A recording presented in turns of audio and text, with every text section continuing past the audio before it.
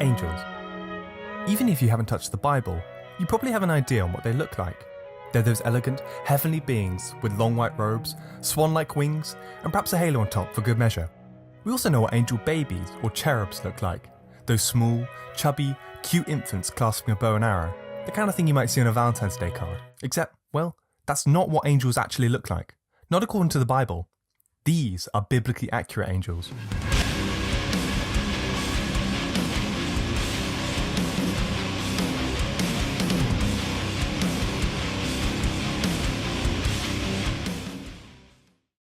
These horrifying abominations are more suited to an H.P. Lovecraft novel, not really the Bible.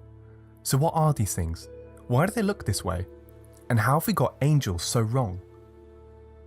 Okay, so angels come from the Old Testament, the first half of the Bible for Christians, or the whole Bible, known as the Tanakh, for Jews. The Old Testament was written down in modern-day Israel and Palestine from about the 6th century BCE to the 3rd century BCE. Although many scholars believe the biblical stories themselves are much older. We get the word angel from the Greek angelos, originally from the Hebrew word malach, which roughly translates to messenger. These messengers appear in the Old Testament a number of times. They carry God's messages from heaven and earth and sometimes act on his behalf. For example, you might recognise the angel of death in the Passover story that slaughtered all the first sons of the Egyptians, or perhaps the angel that struck 70,000 Israelites to death and the angel that single-handedly killed 185,000 Assyrian soldiers in one night. When they appear in the Bible, they aren't described as having wings. In fact, they look like any ordinary person.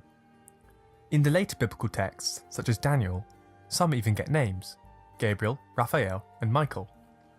Okay, this all sounds familiar, but they're not quite the nightmare material freak abominations we saw before. The angels, known as malach, are not the only heavenly beings in the Bible. There's a hierarchy of them, and depending on who you ask, your classic humanoid angels are actually pretty far down the ladder. In the Middle Ages, a Jewish scholar known as Maimonides drew up a hierarchy of angels, and if you look here, your classic humanoid angels, the malach, are pretty low down. But not quite as low as cherubim. Forget those chubby winged angels. According to the Bible, cherubim are animal-human hybrids. The first time you see them is in the book of Genesis, right after Adam and Eve have been kicked out the garden. Their job is to guard the Garden of Eden from mankind. Our best description of a cherubim comes from the book of Ezekiel. It opens with the prophet experiencing a profound vision. In his vision, Ezekiel describes them as living creatures, but they're later revealed in chapter 10 as cherubim. His account is as follows. In the middle of it was something like 4 living creatures. This was their appearance. They were of human form. Each had 4 faces, and each of them had 4 wings. Their legs were straight, and their soles of their feet were like the sole of a calf's foot, and they sparkled like burnished bronze. Under their wings, on their 4 sides, they had human hands, and the 4 had their faces and their wings thus. Their wings touched one another. Each of them moved straight ahead, without turning as they moved. As for the appearance of their faces, the 4 had the face of a human being, the face of a lion on their right side, the face of an ox on their left side, and the face of an eagle. Such were their faces. Their wings were spread out above. Each creature had 2 wings, each of which touched the wing of another, while 2 covered their bodies. Each moved straight ahead. Wherever the spirit would go, they went, without turning as they went. In the middle of the living creatures, there was something that looked like burning coals of fire, like torches moving to and fro among the living creatures. The fire was bright, and lightning issued from the fire. The living creatures darted to and fro, like a flash of lightning. The cherubim don't look like your average angel. Instead, they look more like the mythical beasts in ancient Mesopotamia, especially the Babylonian Iyamasu, which is the wings of an eagle, the body of a lion, and the head of a king. These would act as guardians to sacred places like temples, or the palace or city walls, and performed a similar role to the biblical cherubim. They look similar to their Egyptian cousin, the Sphinx, or the Hittite griffin. Many believe that these biblical angels were descendants of these mythological creatures from Mesopotamia. There would have been a lot of cultural exchange, and the same sorts of mythical creatures would crop up across these regions. Cherubim in later Christianity may have been imported from Greek and Roman myths, borrowing from the shapes of Cupid or Pluto. Moving up the list, we get these guys, seraphim.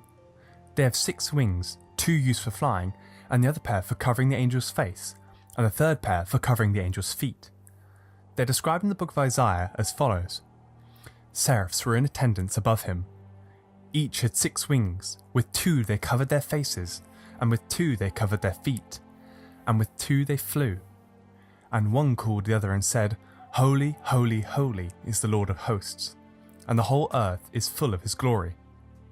In medieval Christian theology, seraphim is the highest choir of the angelic hierarchy. They are the caretakers of God's throne, again continuously singing Holy, holy, holy, all day, every day. So seraphim, their name comes from the word seraph, to burn. So seraphim may mean something like the burning ones. Okay, well, where do they come from? Going further into seraphim's name reveals its origins. The Hebrew word for a venomous serpent of the desert is saraph. In ancient Egypt, the cobra was often referred to as the flaming one, an image of which, called a uraeus, was worn by the pharaoh. Thus, saraph may be the Hebrew term for cobra, and perhaps where our seraphim get their winged appearance from. Now again to the strangest beings in the Bible, the Ophanim, or simply known as the wheels. They're a pair of interlocking gold wheels with eyes around the outside, and they hover and float in the sky. In the same vision as before, Ezekiel describes them alongside the cherubim.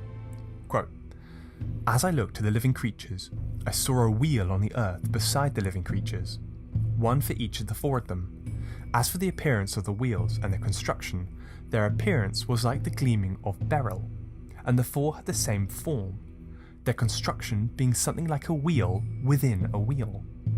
When they moved in any of the 4 directions without veering as they moved. Their rims were tall and awesome, for the rims of all 4 were full of eyes all around. When the living creatures moved, the wheels moved beside them. And when the living creatures rose from the earth, the wheels rose. Wherever the spirit would go, they went, and the wheels rose along with them. For the spirit of the living creatures was in the wheels. The wheels are beings who are meant to carry God's throne, making them some of the holiest and certainly the strangest beings in the Bible. Where do these wheels come from? Well, no one really knows this one.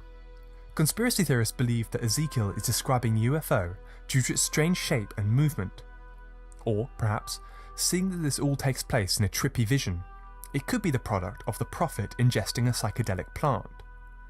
More grounded scholars interpret the wheels metaphorically, a stand-in for God's unknowability or some other, often quite elaborate interpretation. But ultimately, no one really knows much more about the wheels. They're never mentioned anywhere else. There is some confusion about whether these eldritch abominations, known as cherubim, seraphim, or ophanim, are really actually angels. Perhaps heavenly being is a better description of them. Whatever it may be, the Bible's view of heaven is not the exclusive domain of these beautiful winged humanoids. If heaven is in fact real, you'll likely be spending a literal eternity alongside these winged monstrosities instead. Hey, thanks for making it to the end of this video. I enjoyed this one about angels and their creepy origins. If you want more, like, comment, but most of all subscribe to this channel.